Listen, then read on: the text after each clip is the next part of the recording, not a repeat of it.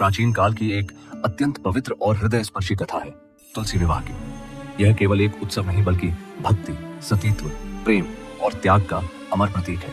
एक समय की बात है, वृंदावन जैसे शांति वाले प्रदेश में वृंदा नाम की एक पवित्र, सौम्य और पतिव्रता स्त्री रहती थी। वृंदा का हृदय भगवान विष्णु के चरणों में बसा था, पर उसके जीवन का धर्म था अपने पति की सेवा, अपने पतिव्रत की शक्ति को अक्षुण्ण रखना।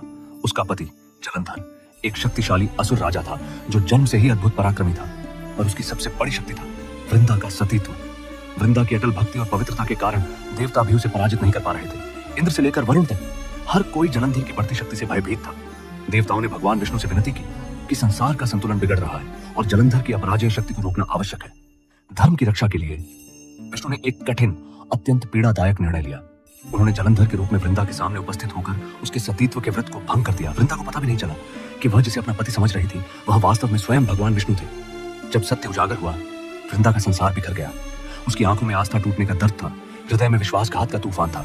वह रोती हुई बोली, हे विष्णु, आपने मेरे स्त्रीत्व, मेरी पवित्रता, मेरे व्रत सबको भंग कर दिया।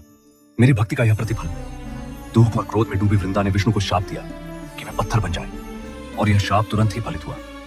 विष्णु का शालिग्राम स्वरूप प्रकट हुआ, पर कथा यहीं समाप्त नहीं होती। वृंदा का हृदय इतना टूट चुका था कि वह शोक से धरती पर गिर पड़ी। वह अत्यंत वेदना में अपने प्राण त्याग देती है, और तभी वृंदा के शरीर की भस्म से जहां उसके आंसू गिरे थे वहीं से एक दिव्य पौधा उगने लगा। धीरे धीरे वह पौधा पवित्र तुलसी के रूप में प्रकट हुआ।